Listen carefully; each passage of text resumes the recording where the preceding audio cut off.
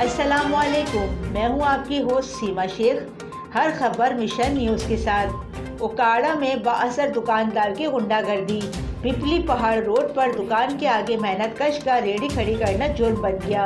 बाअसर जालिम दुकानदार ने गरीब मेहनतकश की जूतियों की रेहड़ी पर पेट्रोल छिड़ककर आग लगा दी। मेहनतकश की हज़ारों रुपए मालियत की जूतियां जलकर खाकस्तर। अहले इलाका और दुकानदारों ने इस जालिमाने इकदाम पर जालिम दुकानदार की दुर्गत बना डाली। जिशान नामी जालिम दुकानदार को लोगों ने पकड़कर पुलिस के हवाले कर दिया। रिपोर्ट आमिर तालिब, मिशन न्यूज़ उकाड़ा।